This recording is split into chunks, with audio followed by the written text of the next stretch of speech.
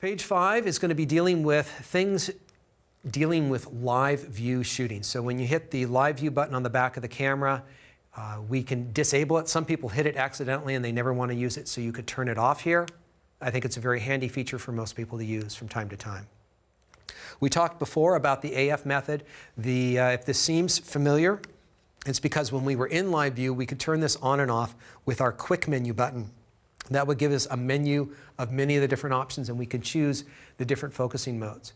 The face and subject tracking, I think, is very good, but for having very precise control over what you're focusing on, I prefer that small box of focusing for basic shooting in this mode. There is a touch shutter where you can use the camera's or the screen on the back of the camera to shoot photos. So let me go ahead and do a little demo here on this. So I'm going to go ahead and turn my camera on in the live view mode, and let's zoom in a little bit over here.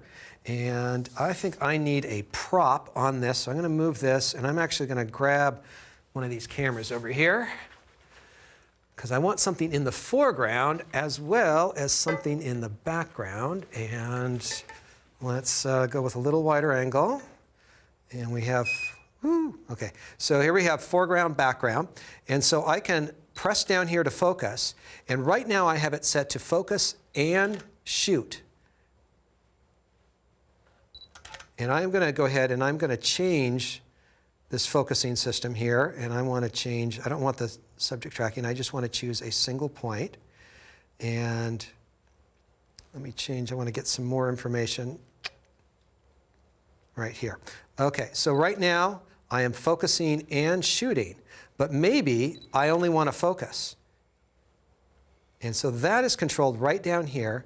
There is a touch shutter that I have disabled, and so now I can focus, and now I can decide when I want to shoot a photo. And so you can either focus and shoot or just focus. And that can be turned on and off with the touch screen, or it can be turned on in the menu system. And so there's a number of touch features. We're not going into all of them, but there's a lot of them that are pretty obvious on screen if you just kind of keep your eyes peeled for those things. And so it can be controlled here or on the back of the camera. Grid display. So for compositional reasons, for lining up the horizon, in the back screen of the camera, we're going to see this about 3 different times because it's available in different areas. This is just on the back of the camera when you're composing things. I do like working with a number of the different grids, but normally I like to have my images clutter-free. So by default, I leave things turned off. I'll go in and turn them on when they're necessary. The aspect ratio. The camera's sensor is a 3:2 aspect ratio, and if you want to shoot with a different ratio, you can, and you will see it framed up in the back of the camera. And this can be really handy if you know you need a final square. This allows you to see it in camera what that final image is going to look like. Normally, you'd leave it on 3:2 because that's what the sensor is in itself. Exposure simulation.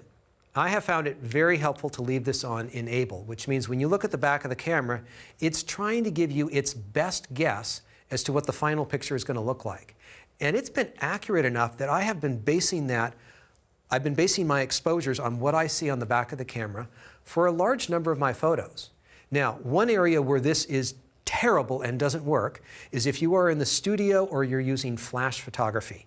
And because the lighting situation is going to look really dark, and it only gets bright when the flash fires. And so if you're working in the studio, you want to turn this disable. But if you are judging it for brightness and you're using it kind of as an exposure guideline, like does this look too light or too dark, then I would leave it on enable. There's also one where you can have it only turned on when you press the depth of field button, which can be very handy for someone who typically wants to leave it off but wants to have access to turning it on and off pretty quickly. Final page in the shooting menu. This one's a little bit more complicated, but when you are in the live view mode, how does that first shutter work? And so for the Mode 1, it uses an electronic first shutter curtain, which means there is no vibrations when you are shooting, which is fantastic for anyone working from a tripod, especially like an architectural photographer, and very much so for a macro photographer where any sort of vibration, even the shutter moving, can be a major problem. One of the problems with Mode 1 is that the flash does not fire. And so if you're working in the studio with flash photography, you're going to probably want to use it or set it on to disable. And so Mode 1 is going to be good for most people in this case. How long does the metering stay active? 8 seconds is fine. Adjust to your needs.